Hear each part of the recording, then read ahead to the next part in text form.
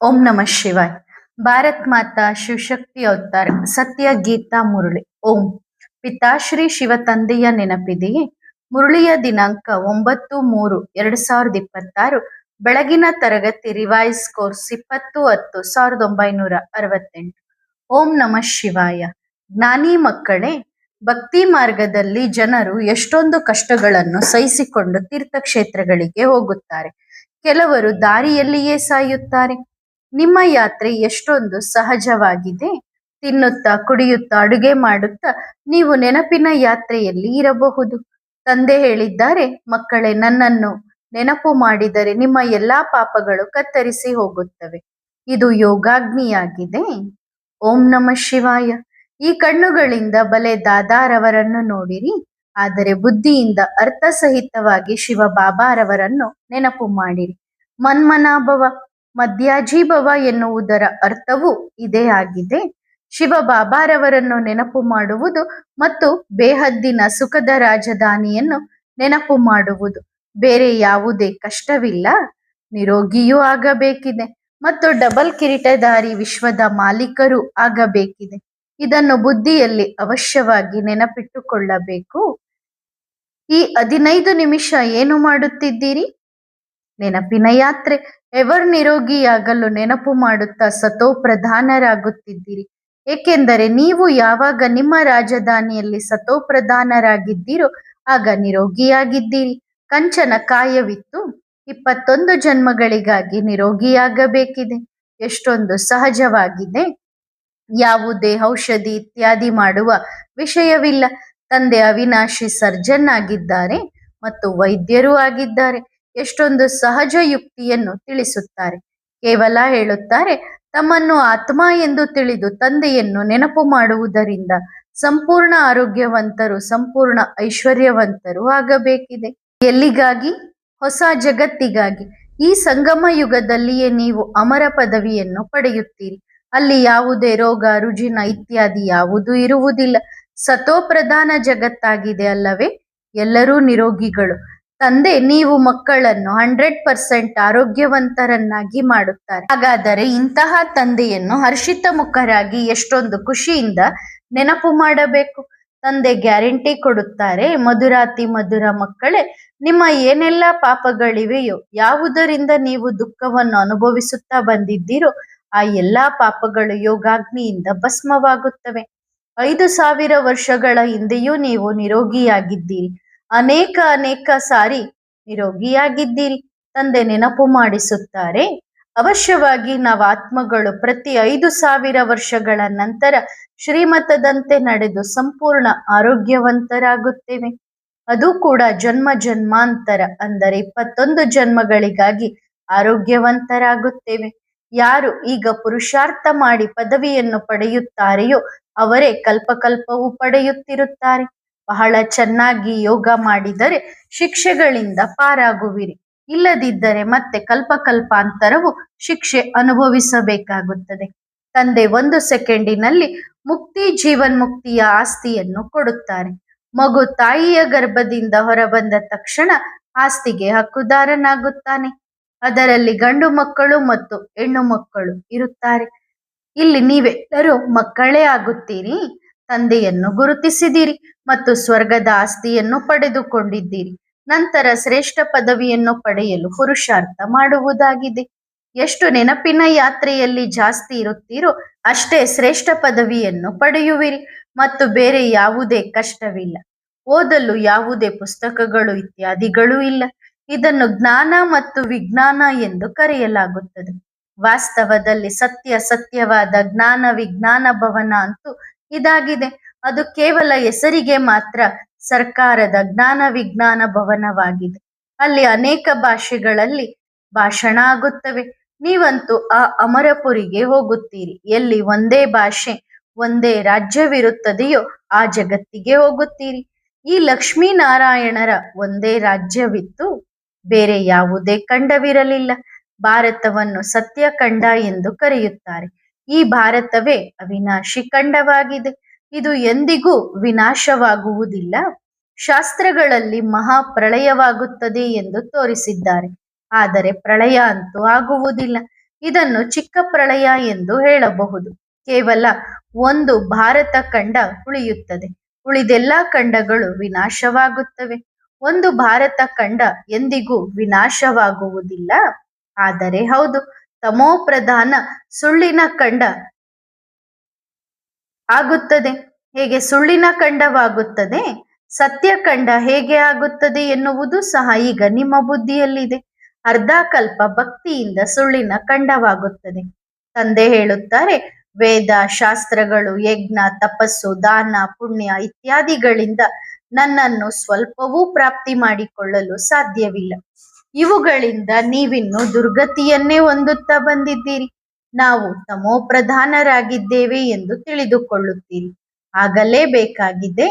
ಸೃಷ್ಟಿಯೂ ಸಹ ಸತೋ ಪ್ರಧಾನದಿಂದ ಸತೋ ರಜೋ ತಮೋ ಪ್ರಧಾನ ಆಗಬೇಕು. ಕೆಳಗೆ ಇಳಿಯಲೇಬೇಕಾಗುತ್ತದೆ. ಇದು ಆಟವಾಗಿದೆ. ಈಗ ಮತ್ತೆ ಸತೋ ಪ್ರಧಾನರಾಗಬೇಕಾಗಿದೆ. ಹೇಗೆ ಆಗಬೇಕು? ಅದಕ್ಕಾಗಿ ಇದು ಪುರುಷೋತ್ತಮ ಸಂಗಮ ಯುಗವಾಗಿದೆ. ಶ್ರೇಷ್ಠಾತಿ ಶ್ರೇಷ್ಠ ಪುರುಷರಾದರೆ ನಾರಿಯು ಶ್ರೇಷ್ಠಳಾಗುತ್ತಾಳೆ. ನೀವು ಪುರುಷೋತ್ತಮ ಮತ್ತು ಪುರುಷೋತ್ತಮನೀಯರಾಗುತ್ತೀರಿ. ಯಾರು ಎಷ್ಟು ಪುರುಷಾರ್ಥ ಮಾಡುತ್ತಾರೋ ಅಷ್ಟೇ ಶ್ರೇಷ್ಠ ಪದವಿಯನ್ನು ಪಡೆಯುತ್ತಾರೆ. ಪವಿತ್ರರೂ ಆಗಬೇಕಿದೆ. ತಂದೆ ತಿಳಿಸಿದ್ದಾರೆ, ಯಾವಾಗ ನೀವು ಪವಿತ್ರರಾಗಿದ್ದೀರೋ ಆಗ ವಿಶ್ವದ ಮಾಲೀಕರಾಗಿದ್ದೀರಿ. ಡಬಲ್ ಕಿರೀಟಧಾರಿಯಾಗಿದ್ದೀರಿ. ಬೆಳಕಿನ ಕಿರೀಟವೂ ಇತ್ತು. ಇದನ್ನು ಕೇವಲ ತಿಳಿಸುವುದಕ್ಕಾಗಿ ತೋರಿಸಲಾಗುತ್ತದೆ.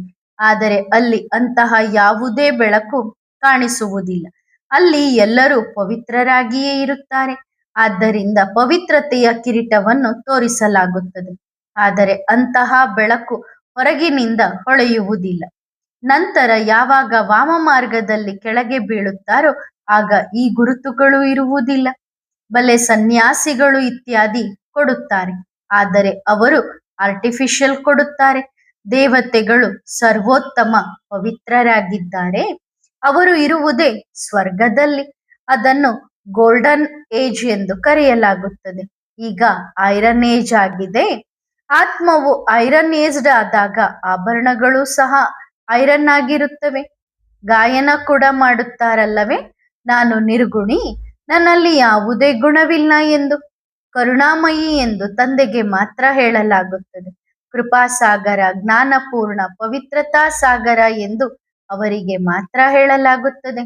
ಅವರು ಎಲ್ಲಾ ವಿಷಯಗಳಲ್ಲೂ ಪರ್ಫೆಕ್ಟ್ ಆಗಿದ್ದಾರೆ. ಅಂದ್ರೆ ಶಿವಬಾಬಾ ಎಲ್ಲಾ ವಿಷಯಗಳಲ್ಲೂ ಎಲ್ಲಾ ಗುಣಗಳಲ್ಲೂ ಸಂಪೂರ್ಣ ಆಗಿದ್ದಾರೆ. ಸುಪ್ರೀಂ ಎಂದು ತಂದೆಗೆ ಕರೆಯಲಾಗುತ್ತದೆ. ಬೇರೆ ಯಾವುದೇ ಆತ್ಮವನ್ನು ಸುಪ್ರೀಂ ಎಂದು ಕರೆಯುವುದಿಲ್ಲ. ಕೇವಲ ಒಬ್ಬ ತಂದೆಯನ್ನು ಹೊರತುಪಡಿಸಿ ಒಬ್ಬ ತಂದೆ ಮಾತ್ರ ಸದಾ ಅಲ್ಲಿ ಇರುತ್ತಾರೆ. ಉಳಿದವರೆಲ್ಲರೂ ದೇಹಧಾರಿಗಳಾಗಿದ್ದಾರೆ. ಶರೀರವನ್ನು ಧಾರಣೆ ಮಾಡಿಕೊಂಡು ಪಾತ್ರವನ್ನು ಅಭಿನಯಿಸಲು ಬರುತ್ತಾರೆ. ಪ್ರತಿಯೊಂದು ಆತ್ಮಕ್ಕೂ ಯಾವ ಶರೀರ ಸಿಗುತ್ತದೆಯೋ ಅದಕ್ಕೆ ಅವಶ್ಯವಾಗಿ ಹೆಸರು ಇಡಲಾಗುತ್ತದೆ. ಪ್ರತಿ ಜನ್ಮದಲ್ಲಿ ಹೆಸರು, ರೂಪ, ದೇಶ, ಕಾಲ, ಮುಖ, ಪಿಕ್ಚರ್ಸ್ ಬದಲಾಗುತ್ತವೆ. ವರ್ಷ ಕಳೆಯಿತು, ತಿಂಗಳು ಕಳೆಯಿತು, ಗಂಟೆಗಳು ಕಳೆದವು. ಸತ್ಯಯುಗದಿಂದ ಕಳೆಯುತ್ತಾ ಈಗ ಕಲಿಯುಗದ ಅಂತ್ಯದವರೆಗೆ ಬಂದು ಬಿದ್ದಿದ್ದೀರಿ. ಅಂದ್ರೆ ಕೆಳಗ್ ಬಿದ್ದಿದ್ದೀರಿ. ಈಗ ನೀವು ಮಕ್ಕಳಿಗೆ ಸ್ಮೃತಿ ಬಂದಿದೆ, ಹೇಗೆ ನಾವು ಸತೋ ಪ್ರಧಾನರಿಂದ ಕೆಳಗೆ ಇಳಿಯುತ್ತಾ ತಮೋ ಪ್ರಧಾನ ಪತಿತರಾಗಿದ್ದೇವೆ ಎಂದು. 84 ಜನ್ಮಗಳು ಪೂರ್ಣವಾದವು. ಈಗ ಮತ್ತೆ ಮೊದಲನೇ ನಂಬರ್ಗೆ ಹೋಗಬೇಕಿದೆ. ವಿಶ್ವದ ಇತಿಹಾಸ ಭೂಗೋಳ ಪುನರಾವರ್ತನೆ ಆಗುತ್ತದೆ ಎಂದು ಹೇಳಲಾಗುತ್ತದೆ. ಆ ಸತ್ಯಯುಗದ ಇತಿಹಾಸ ಭೂಗೋಳ ಪುನರಾವರ್ತನೆ ಆಗುತ್ತದೆ ಎಂದು ಹೇಳಲಾಗುತ್ತದೆ. ಕಲಿಯುಗವು ನಡೆಯುತ್ತಲೇ ಇದೆ. ಮತ್ತೆ ಸತ್ಯಯುಗದ ಇತಿಹಾಸ ಭೂಗೋಳ ಪುನರಾವರ್ತನೆ ಆಗಬೇಕಿದೆ. ಅದಕ್ಕಾಗಿಯೇ ಈಗ ನೀವು ಪುರುಷಾರ್ಥ ಮಾಡುತ್ತಿದ್ದೀರಿ. ನಿಮಗೆ ಗೊತ್ತಿದೆ, ನಾವು ನಮ್ಮ ಬೇಹದ್ದಿನ ತಂದೆಯಿಂದ ಬೇಹದ್ದಿನ ಸುಖದ ಆಸ್ತಿಯನ್ನು ಮತ್ತೆ ಪಡೆಯುತ್ತಿದ್ದೇವೆ. ಈ 84 ಜನ್ಮಗಳ ಚಕ್ರವು ಬುದ್ಧಿಯಲ್ಲಿ ನೆನಪಿರಬೇಕು. ತಂದೆಯಿಂದ ನಾವು ಈ ಸತ್ಯಯುಗದ ರಾಜ್ಯವನ್ನು ಅನೇಕ ಬಾರಿ ಪಡೆದುಕೊಂಡಿದ್ದೇವೆ. ವಂಡರ್ ಆಫ್ ದಿ ವರ್ಲ್ಡ್ ಎಂದು ತೋರಿಸುತ್ತಾರಲ್ಲವೇ, ತಾಜ್ ಮಹಲ್ ಇತ್ಯಾದಿ ಮಾಯೆಯ 7 ಅದ್ಭುತಗಳಾಗಿವೆ. ಮಾಯೆಯ ಅದ್ಭುತಗಳು ಕೂಡ 7 ಇವೆ. ತಂದೆಯ ಅದ್ಭುತವಂತೂ ಒಂದೇ ಆಗಿದೆ.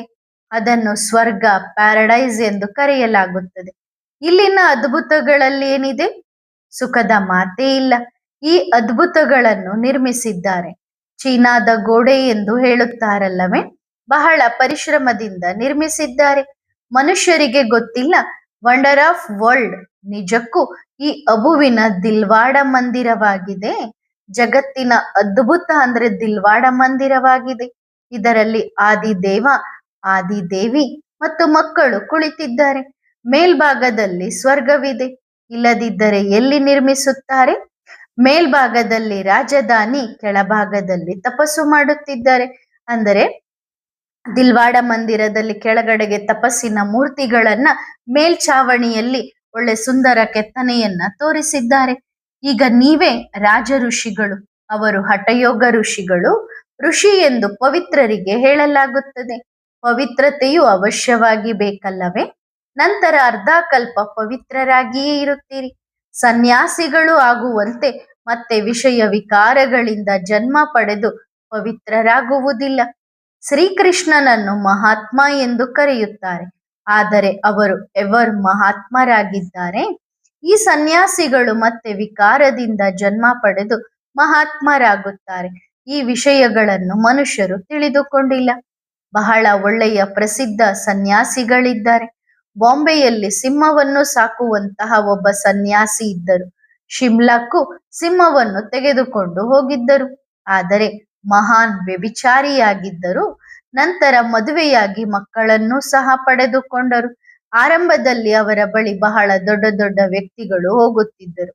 ಇಂತಹ ಸನ್ಯಾಸಿಗಳಿಗೆ ಲಕ್ಷಾಂತರ ಅನುಯಾಯಿಗಳು ಆಗುತ್ತಾರೆ. ಅವರ ಹೆಸರು ಪ್ರಸಿದ್ಧಿಯಾಗುತ್ತದೆ.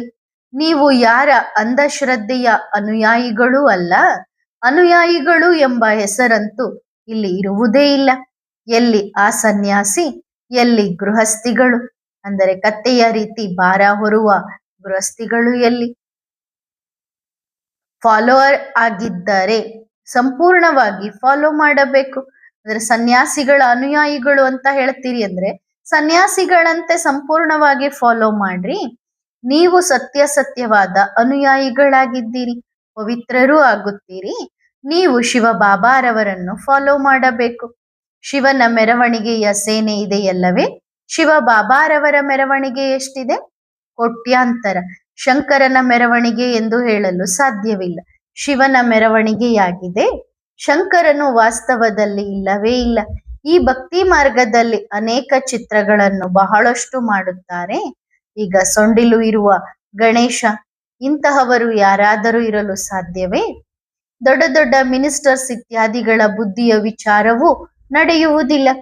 ಸೊಂಡಿಲು ಇರುವ ದೇವತೆ ಮತ್ತೆ ಎಲ್ಲಿಂದ ಬಂದರು? ಇಂತಹ ಮನುಷ್ಯರು ಯಾರಾದರೂ ಇರುತ್ತಾರೆಯೇ? ಹನುಮಂತ ಕೋತಿಯನ್ನು ಎಷ್ಟೊಂದು ಪೂಜಿಸುತ್ತಾರೆ. ಮೊದಲು ನಿಮಗೂ ಈ ತಿಳುವಳಿಕೆ ಇರಲಿಲ್ಲ. ಈಗ ತಂದೆ ಎಷ್ಟೊಂದು ತಿಳುವಳಿಕೆಯನ್ನು ಕೊಟ್ಟಿದ್ದಾರೆ. ತಂದೆ ಏನೆಲ್ಲ ಮಾಡುತ್ತಾರೆ. ಮೊದಲು ಗುರುಗಳು ಇತ್ಯಾದಿ ಜನರು ಏನು ಹೇಳುತ್ತಿದ್ದರೋ ಅದಕ್ಕೆ ಸತ್ಯ ಎಂದು ಹೇಳುತ್ತಿದ್ದರು. ಈಗ ನೀವು ಒಪ್ಪುವುದಿಲ್ಲ. ನೀವು ತಿಳಿದುಕೊಳ್ಳುತ್ತೀರಿ. ಈ ರೀತಿ ಆಗಲು ಸಾಧ್ಯವಿಲ್ಲ ಎಂದು ಹೇಳುತ್ತೀರಿ.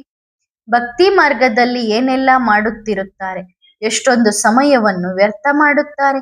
ಲೌಕಿಕ ತಂದೆಯು ಮಕ್ಕಳಿಗೆ ಹಣವನ್ನು ಕೊಡುತ್ತಾರೆ. ಆಗ ಕೆಲವರು ಕೆಟ್ಟ ಮಕ್ಕಳಾಗಿದ್ದರೆ ಅವರು ತಕ್ಷಣ ಹಣವನ್ನು ಹಾಳು ಮಾಡುತ್ತಾರೆ. ಅವರು ಅದ್ದಿನ ಕುಪುತ್ರ ಮಕ್ಕಳಾಗಿದ್ದಾರೆ. ಈಗ ಬೇಹದ್ದಿನ ತಂದೆ ನೀವು ಮಕ್ಕಳಿಗೆ ಹೇಳುತ್ತಾರೆ, ಮಧುರಾತಿ ಮಧುರ ಮಕ್ಕಳೇ, ಇಲ್ಲಿಗೆ 5,000 ವರ್ಷಗಳ ಹಿಂದೆ ನಿಮಗೆ ವಿಶ್ವದ ರಾಜ್ಯಾಧಿಕಾರವನ್ನು ಕೊಟ್ಟಿದ್ದೆ. ಎಷ್ಟೊಂದು ವಜ್ರ ವೈಡೂರ್ಯಗಳು ಇತ್ಯಾದಿ ಇದ್ದವು. ನಿಮ್ಮ ಶಾಸ್ತ್ರಗಳಲ್ಲೂ ಇದೆಯಲ್ಲವೇ? ಸಾಗರದಿಂದ ದೇವತೆಗಳು ಹೊರಬಂದು ತಟ್ಟೆ ತುಂಬಿ ರತ್ನಗಳನ್ನು ಕೊಡುತ್ತಿದ್ದರು ಎಂದು. ಈಗ ನೀವು ಜೋಳಿಗೆಯನ್ನು ತುಂಬಿಸಿಕೊಳ್ಳುತ್ತೀರಲ್ಲವೇ? ಇದು ಜ್ಞಾನ ರತ್ನವಾಗಿದೆ. ಇದರಿಂದ ಜೋಳಿಗೆಯನ್ನು ತುಂಬಿಸಿಕೊಳ್ಳಬೇಕು. ತಂದೆಯನ್ನು ನೆನಪು ಮಾಡುವುದಿಲ್ಲ. ಆಗ ಸಂಪೂರ್ಣ ಜ್ಞಾನವು ಬುದ್ಧಿಯಿಂದ ಹರಿದು ಹೋಗುತ್ತದೆ. ಧಾರಣೆಯೂ ಆಗುವುದಿಲ್ಲ. ಸತ್ಯಯುಗದಲ್ಲಿ ನೀವು ಎಷ್ಟೊಂದು ಸಾಹುಕಾರರಾಗಿದ್ದವರು, ವಿಶ್ವದ ಮಾಲೀಕರಾಗಿದ್ದವರು. ಅಪಾರ ಹಣ, ವಜ್ರ ವೈಡೂರ್ಯಗಳಿದ್ದವು. ಭಕ್ತಿ ಮಾರ್ಗದಲ್ಲಿಯೇ ಸೋಮನಾಥನ ಮಂದಿರವನ್ನು ಎಷ್ಟೊಂದು ಅಲಂಕರಿಸಲಾಗಿತ್ತು. ಹಾಗಾದರೆ ಸತ್ಯಯುಗದಲ್ಲಿ ಎಷ್ಟೊಂದು ಅಪಾರ ಹಣವಿರಬಹುದು. ತಂದೆ ಹೇಳುತ್ತಾರೆ, ಅಷ್ಟೊಂದು ಅಪಾರ ಧನವನ್ನು ಎಲ್ಲಿ ಕಳೆದುಕೊಂಡಿದ್ದೀರಿ? ಭಕ್ತಿ ಮಾರ್ಗದಲ್ಲಿ ಎಲ್ಲವನ್ನೂ ವ್ಯರ್ಥ ಮಾಡಿದಿರಿ. ಮಂದಿರಗಳನ್ನು ನಿರ್ಮಿಸಿ ದಾನ ಪುಣ್ಯ ಮಾಡಿದಿರಿ, ಲೂಟಿ ಮಾಡಿಕೊಂಡು ಹೋದರು. ಭಕ್ತಿಯಲ್ಲಿ ಅಲೆದಾಡುತ್ತಾ ಹಣವನ್ನು ಕಳೆದುಕೊಳ್ಳುತ್ತಾ ಈಗ ಸಂಪೂರ್ಣವಾಗಿ ಖಾಲಿಯಾಗಿದ್ದೀರಿ. ಮತ್ತೆ ತಂದೆ ಬಂದು ಸಂಪನ್ನರನ್ನಾಗಿ ಮಾಡುತ್ತಾರೆ. ಭಾರತವು 100% ಶ್ರೀಮಂತ ಆಗಿತ್ತು, ಮತ್ತೆ 100% ದಿವಾಳಿಯಾಗಿದೆ. ಭಿಕ್ಷೆ ಬೇಡುತ್ತಿದ್ದಾರೆ. ಚಿತ್ರದಲ್ಲೂ ನೀವು ತೋರಿಸಿದ್ದೀರಿ, ಅದರಲ್ಲಿ ಹೆದರುವಂತಹ ಯಾವುದೇ ವಿಷಯವಿಲ್ಲ. ಭಾರತವು ಭಿಕ್ಷುಕ ಆಗಿರುವುದು ನಿಜವಾಗಿದೆ. ನೀವು ಮಕ್ಕಳಿಗೆ ಈ ಸ್ಮೃತಿ ಬಂದಿದೆ, ನಾವು ವಿಶ್ವದ ಮಾಲೀಕರು, ಬಹಳ ಸಾಹುಕಾರರಾಗಿದ್ದೆವು ಎಂದು. ಈಗ ಭಾರತ ಏನಾಗಿದೆ? ಹಣವಿಲ್ಲದೆ ಸುಖವಿರುವುದೇ ಇಲ್ಲ. ಬೇಹದ್ದಿನ ತಂದೆ ಜ್ಞಾನದ ಸಾಗರ. ನೀವು ಮಕ್ಕಳಿಗೆ ಅವಿನಾಶಿ ಜ್ಞಾನ ರತ್ನಗಳ ಖಜಾನೆಯನ್ನು ಕೊಡುತ್ತಾರೆ. ಆದ್ದರಿಂದ ಇಲ್ಲಿ ಕುಳಿತು ತಂದೆಯನ್ನು ನೆನಪು ಮಾಡಿರಿ, ರಾಜಧಾನಿಯನ್ನು ನೆನಪು ಮಾಡಿರಿ. ನೀವು ಎಷ್ಟೊಂದು ಸಾಹುಕಾರರಾಗಿದ್ದೀರಿ. ಪ್ರತಿಯೊಂದು ವಸ್ತುವು ಸಂಪೂರ್ಣವಾಗಿ ಹೊಸದಾಗಿತ್ತು. ವಜ್ರ ವೈಡೂರ್ಯಗಳ ಗಣಿಗಳಿದ್ದವು. ತತ್ವಗಳು ಸಹ ಅಲ್ಲಿ ಸತೋಪ್ರಧಾನವಾಗಿರುವ ಕಾರಣ ಆರ್ಡರ್ನಲ್ಲಿ ಇರುತ್ತಿದ್ದವು. ಪ್ರಕೃತಿಯು ದಾಸಿಯಾಗುತ್ತದೆ. ಎಂದಿಗೂ ಅಕಾಲಿಕ ಬಿಸಿಲು ಅಂದರೆ ಆಕಸ್ಮಿಕವಾಗಿ ಬಿಸಿಲು ಬಿತ್ತು ಮತ್ತು ಆಕಸ್ಮಿಕವಾಗಿ ಮಳೆ, ಈ ರೀತಿ ಆಗಲು ಸಾಧ್ಯವಿಲ್ಲ. ನದಿಗಳ ಏರುಪೇರು ಇತ್ಯಾದಿ ಯಾವುದೇ ಅಕಾಲಿಕವಾಗಿ ಕೆಲಸವಾಗುವುದಿಲ್ಲ. ದುಃಖದ ಅಂಶ ಮಾತ್ರವೂ ಇರುವುದೇ ಇಲ್ಲ. ಅಲ್ಲಿ ಅಗರಬತ್ತಿಗಳು ಇತ್ಯಾದಿಗಳ ಅವಶ್ಯಕತೆ ಇರುತ್ತದೇನೋ? ಅಲ್ಲಿ ಪ್ರಾಕೃತಿಕವಾಗಿ ಸುವಾಸನೆ ಇರುತ್ತದೆ. ದುರ್ವಾಸನೆಯ ಯಾವುದೇ ವಸ್ತು ಇರುವುದಿಲ್ಲ. ಹೊಗೆಯಾಗಲು ಈ ಕಟ್ಟಿಗೆಗಳು ಇತ್ಯಾದಿಗಳನ್ನು ಅಲ್ಲಿ ಸುಡುತ್ತಾರೇನೋ? ಹೆಸರೇ ಸ್ವರ್ಗ. ಈಗ ನೀವು ಓದುತ್ತಿದ್ದೀರಿ ಹೇಗೆ? ಆಲ್ಫ್ ಮತ್ತು ಬೆ, ತಂದೆ ಮತ್ತು ಆಸ್ತಿ. ಕೆಳಗೆ ಭೂಮಿಯ ಮೇಲೆ ಕುಳಿತು ತಂದೆ ಓದಿಸುತ್ತಾರಲ್ಲವೇ? ತಂದೆಯೂ ಸಹ ನೋಡಿ ಹೇಗೆ ಓದಿಸುತ್ತಾರೆ. ಭಗವಾನುವಾಚ ಅಂತೂ ಇದೆಯಲ್ಲವೇ? ಆದರೆ ಭಗವಂತ ಯಾರು ಎನ್ನುವುದು ಮನುಷ್ಯರಿಗೆ ಗೊತ್ತಿಲ್ಲ. ಭಗವಂತನನ್ನು ಕಲ್ಲು ಮಣ್ಣುಗಳಲ್ಲಿ ಸೇರಿಸಿದ್ದಾರೆ ಮತ್ತು ಮತ್ತೆ ಕೃಷ್ಣನನ್ನು ಭಗವಂತ ಎಂದು ಹೇಳುತ್ತಾರೆ. ಅವರು ಹೊಸ ಜಗತ್ತಿನ ರಾಜಕುಮಾರ ಆಗಿದ್ದಾರೆ. ಎಷ್ಟೊಂದು ವ್ಯತ್ಯಾಸವಿದೆ. ಈ ಸಂಗಮ ಯುಗದಲ್ಲಿಯೇ ವ್ಯತ್ಯಾಸದ ಬಗ್ಗೆ ತಿಳಿದು ಬರುತ್ತದೆ. ತಂದೆಯ ಬದಲಿಗೆ ಸಂಪೂರ್ಣ 84 ಜನ್ಮಗಳನ್ನು ಪಡೆಯುವವರ ಹೆಸರನ್ನು ಸೇರಿಸಿದ್ದಾರೆ. ಆಗ ಎಷ್ಟೊಂದು ಆಹಾಕಾರವಾಗಿದೆ. ಮತ್ತೆ ಜೈ ಜೈಕಾರವಾಗುತ್ತದೆ. ಆಹಾಕಾರದ ನಂತರವೇ ಜೈ ಜೈಕಾರವಾಗುತ್ತದೆ. ರಕ್ತಪಾತದ ವಿನಾಕಾರಣ ಆಟವಾಗಿದೆ. ಅದನ್ನು ನೀವು ನೋಡಲು ಸಾಧ್ಯವಿಲ್ಲ. ಕಚ್ಚಾ ಸ್ಥಿತಿಯವರು ಹೆದರಿಕೆಯಿಂದಲೇ ಸಾಯುತ್ತಾರೆ. ಯಾದವರದ್ದು ಬಹಳ ಕಠಿಣ ಯುದ್ಧವಿದೆ. ಅವರು ರಕ್ತದ ನದಿಗಳು ಹರಿಯಲಿವೆ. ಹೊರಗಡೆಯಲ್ಲ, ಅಲ್ಲಿ ಬಾಂಬ್ ಹಾಕುತ್ತಾರೆ. ಉಸಿರು ತೆಗೆದುಕೊಂಡರು ಅಂದರೆ ಕೆಟ್ಟ ಗಾಳಿಯ ಉಸಿರನ್ನ ತೆಗೆದುಕೊಂಡ್ರು ಅಂದ್ರೂ ಸತ್ರು. ಇಲ್ಲಿ ರಕ್ತಪಾತ, ವಿನಾಕಾರಣ ಸಾವು. ಕೌರವರು ಮತ್ತು ಯಾದವರ ಯುದ್ಧ ಇಲ್ಲಿ ನಡೆಯುತ್ತದೆ. ಬಾಂಬ್ಸ್ ಇಲ್ಲಿ ಬರುವುದಿಲ್ಲ. ಇಲ್ಲಿ ಭಾರತವು ಬಹಳ ದುಃಖವನ್ನು ಅನುಭವಿಸಬೇಕಾಗುತ್ತದೆ. ಮತ್ತೆ ಅಪಾರ ಸುಖದಲ್ಲಿ ಹೋಗುವಿರಿ. ಅತಿ ದುಃಖದಿಂದ ಮತ್ತೆ ಅತಿ ಸುಖ ಸಿಗುತ್ತದೆ. ಇದು ಅನಾದಿ ಆಟವಾಗಿದೆ. ಇದನ್ನು ತಂದೆ ವಿಸ್ತಾರವಾಗಿ ತಿಳಿಸುತ್ತಾರೆ. ಆದರೆ ಸಂಕ್ಷಿಪ್ತವಾಗಿ ಹೇಳುತ್ತಾರೆ. ಮಧುರಾತಿ ಮಧುರ ಮಕ್ಕಳೇ, ನಿಮಗೆ ಗೊತ್ತಿದೆ ತಂದೆ ಬಂದಿದ್ದಾರೆ. ತಂದೆ ನಮಗೆ ಅಮರ ಕಥೆಯನ್ನು ತಿಳಿಸಲು ಬಂದಿದ್ದಾರೆ. ಸೂಕ್ಷ್ಮವತನ ಅಥವಾ ಮೂಲವತನದಲ್ಲಿ ಕೇಳುವುದಿಲ್ಲ. ತಂದೆಗೆ ಜ್ಞಾನ ತಿಳಿಸಲು ಅವಶ್ಯವಾಗಿ ಮುಖ ಬೇಕಲ್ಲವೇ? ಇದನ್ನು ಜ್ಞಾನಾಮೃತ ಎಂದು ಕರೆಯಲಾಗುತ್ತದೆ. ಅಮೃತವೆಂದರೆ ಯಾವುದೇ ನೀರಲ್ಲ. ಅಮೃತ ಎಂದರೆ ಜ್ಞಾನ ಆಗಿದೆ.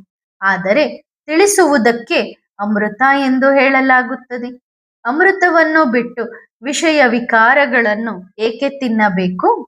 ಮನುಷ್ಯರು ಮತ್ತೆ ನೀರನ್ನೇ ಅಮೃತವೆಂದು ತಿಳಿದು ಎಲ್ಲೆಲ್ಲಿಗೋ ಪರ್ವತಗಳಿಗೆ ಹೋಗುತ್ತಾರೆ. ಪರ್ವತಗಳ ಮೇಲಿರುವ ಮಂದಿರಗಳಲ್ಲಿ ಹಸುವಿನ ಮುಖವನ್ನು ಮಾಡಿದ್ದಾರೆ.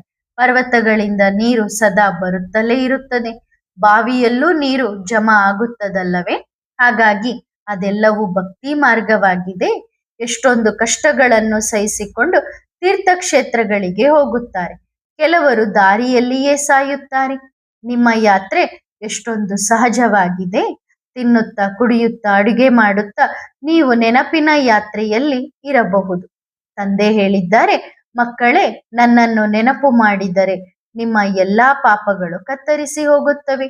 ಇದು ಯೋಗಾಗ್ನಿಯಾಗಿದೆ, ಅದು ಕಾಮಾಗ್ನಿಯಾಗಿದೆ. ಈಗ ಎಲ್ಲರೂ ಕಾಮಚ್ಯುತಿಯ ಮೇಲೆ ಕುಳಿತು ಸುಟ್ಟೋಗಿದ್ದಾರೆ, ಕಪ್ಪಾಗಿದ್ದಾರೆ. ಎಲ್ಲರೂ ಸ್ಮಶಾನದಲ್ಲಿದ್ದಾರೆ. ಮತ್ತೆ ನಾನು ಬಂದು ಎಲ್ಲರನ್ನು ಎಚ್ಚರಗೊಳಿಸಿ ಮನೆಗೆ ಕರೆದುಕೊಂಡು ಹೋಗುತ್ತೇನೆ. ತಂದೆ ಡೈರೆಕ್ಷನ್ ಕೊಡುತ್ತಾರೆ. ತಮ್ಮನ್ನು ಆತ್ಮ ಎಂದು ತಿಳಿದುಕೊಳ್ಳಿ. ಆತ್ಮವು ಅವಿನಾಶಿಯಾಗಿದೆ. ಅದಕ್ಕೆ ಪಾತ್ರ ಸಿಕ್ಕಿದೆ. ಅದನ್ನು ಅನಾದಿ ಅವಿನಾಶಿ ಡ್ರಾಮಾ ಎಂದು ಕರೆಯಲಾಗುತ್ತದೆ. ಯಾವೆಲ್ಲ ಕೋಟ್ಯಾಂತರ ಆತ್ಮಗಳಿವೆಯೋ ಎಲ್ಲರೂ ಅವಿನಾಶಿ ಪಾತ್ರಧಾರಿಗಳಾಗಿದ್ದಾರೆ. ಮೇಲಿನಿಂದ ಬರುತ್ತಲೇ ಇರುತ್ತಾರೆ. ಮತ್ತೆ ತಂದೆ ಬಂದು ಎಲ್ಲರನ್ನೂ ಕರೆದುಕೊಂಡು ಹೋಗುತ್ತಾರೆ. ಈ ಪಾತ್ರವು ಪುನರಾವರ್ತನೆ ಆಗುತ್ತಲೇ ಇರುತ್ತದೆ, ಎಂದಿಗೂ ಸವೆಯುವುದಿಲ್ಲ. ಇಷ್ಟೊಂದು ಚಿಕ್ಕ ಆತ್ಮವು ಎಂದಿಗೂ ಸವೆಯುವುದಿಲ್ಲ. ಈ ಕಣ್ಣುಗಳಿಂದಲೂ ನೋಡಲು ಸಾಧ್ಯವಿಲ್ಲ. ಹೇಗೆ ನಕ್ಷತ್ರಗಳು ಎಷ್ಟೊಂದು ಚಿಕ್ಕದಾಗಿ ಕಾಣಿಸುತ್ತವೆ, ಆದರೆ ದೊಡ್ಡದಾಗಿವೆ ಎಲ್ಲವೇ. ಚಂದ್ರನವರೆಗೂ ಹೋಗುತ್ತಾರೆ. ಇದೆಲ್ಲವೂ ವಿಜ್ಞಾನದ ಸುಳ್ಳು ಅಹಂಕಾರವಾಗಿದೆ. ಪ್ರತಿಯೊಂದು ನಕ್ಷತ್ರದಲ್ಲೂ ಜಗತ್ತಿದೆ ಎಂದು ತಿಳಿದುಕೊಳ್ಳುತ್ತಾರೆ. ವಿಜ್ಞಾನದಿಂದಲೂ ಎಲ್ಲರೂ ಕಲಿಯುತ್ತಾರೆ. ವಿಜ್ಞಾನದಿಂದ ಲಾಭವೂ ಬಹಳಷ್ಟಿದೆ. ಈ ವಿದ್ಯುತ್ ಇತ್ಯಾದಿಗಳೆಲ್ಲವೂ ಅಲ್ಲಿ ಉಪಯೋಗಕ್ಕೆ ಬರುತ್ತವೆ. ಯಾವುದೇ ದುರ್ವಾಸನೆಯ ವಸ್ತು ಇರುವುದೇ ಇಲ್ಲ. ಹಸುಗಳು ಸಹ ಬಹಳ ದೂರ ದೂರ ಇರುತ್ತವೆ. ಅವುಗಳ ಸಗಣಿಯೂ ಸಹ ಬಂಗಾರದಂತೆಯೇ ಇರುತ್ತದೆ. ಕಪ್ಪು ಚೀಚಿ ಇರುವುದಿಲ್ಲ. ಕಾಡುಗಳಿರುವುದೇ ಇಲ್ಲ. ಬರೀ ತೋಟಗಳೇ ಇರುತ್ತವೆ. ಆದ್ದರಿಂದ ನೀವು ಮಕ್ಕಳಿಗೆ ಬಹಳ ಖುಷಿಯಾಗಬೇಕು. ಅತೀಂದ್ರಿಯ ಸುಖದ ಗಾಯನವು ಕೊನೆಯ ಸಮಯದ್ದಾಗಿದೆ. ಶಾಲೆಯಲ್ಲೂ ಸಹ ಕೊನೆಯಲ್ಲಿ ಫಲಿತಾಂಶ ಬರುತ್ತದೆ. ರಿಸಲ್ಟ್ ನೋಡಿ ಮತ್ತೆ ಟ್ರಾನ್ಸ್ಫರ್ ಆಗುತ್ತಾರೆ. ಇಲ್ಲಿಯೂ ಸಹ ರಿಸಲ್ಟ್ ನೋಡಿ ಸಾಕ್ಷಾತ್ಕಾರವಾಗಿ ಮತ್ತೆ ಟ್ರಾನ್ಸ್ಫರ್ ಆಗುವಿರಿ. ಒಳ್ಳೊಳ್ಳೆಯವರು ಯಾರು ಸೋತು ಕೆಳಗೆ ಬೀಳುತ್ತಾರೋ ಅವರೆಲ್ಲರಿಗೂ ಸಾಕ್ಷಾತ್ಕಾರವಾಗುತ್ತದೆ. ಒಳ್ಳೆಯದು. ಮಧುರಾತಿ ಮಧುರ ಆತ್ಮಿಕ ಮಕ್ಕಳಿಗೆ ಆತ್ಮಿಕ ಬಾಪ್ತಾದಾರವರ ನೆನಪು, ಪ್ರೀತಿ ಮತ್ತು ಗುಡ್ ಮಾರ್ನಿಂಗ್. ಆತ್ಮಿಕ ಮಕ್ಕಳಿಗೆ ನಮಸ್ತೆ. ಆತ್ಮಿಕ ಮಕ್ಕಳು ಆತ್ಮಿಕ ತಂದೆಗೆ ಮಾಡುವ ನಮಸ್ತೆ ನಮಸ್ತೆ ನಮಸ್ತೆ. ಧನ್ಯವಾದ ಬಾಬಾ. ಶುಕ್ರಿಯಾ. ವರದಾನ: ವಿಶೇಷ ಆತ್ಮಾಭವ. ನಾನು ಯಾವ ಕರ್ಮವನ್ನು ಮಾಡುತ್ತೇನೋ ನನ್ನನ್ನು ನೋಡಿ ಎಲ್ಲರೂ ಮಾಡುತ್ತಾರೆ. ಇಂತಹ ಅಟೆನ್ಷನ್ ಪ್ರತಿಯೊಂದು ಕರ್ಮದ ಮೇಲೆ ಇಡುವುದು ಇದೇ ವಿಶೇಷ ಆತ್ಮಗಳ ಕರ್ತವ್ಯವಾಗಿದೆ. ಪ್ರತಿಯೊಂದು ಕರ್ಮವೂ ಹೇಗಿರಬೇಕೆಂದರೆ ಎಲ್ಲರೂ ನೋಡಿ ಒನ್ಸ್ ಮೋರ್ ಎನ್ನಬೇಕು. ಹದ್ದಿನ ಹೀರೋಗಳು ಸಹ ತಮ್ಮ ಮೇಲೆ ಎಷ್ಟೊಂದು ಗಮನ ಇಟ್ಟುಕೊಳ್ಳುತ್ತಾರೆ. ನೀವು ಬೇಹದ್ದಿನ ಹೀರೋಯಿನ್ ಆಗಿದ್ದೀರಿ. ಹಾಗಾದರೆ ಇಷ್ಟೊಂದು ಅಟೆನ್ಷನ್ ನೀವು ಕೊಟ್ಟು ನಡೆಯುತ್ತೀರಾ? ಒಳ್ಳೆಯದು. ಓಂ ನಮಃ ಶಿವಾಯ.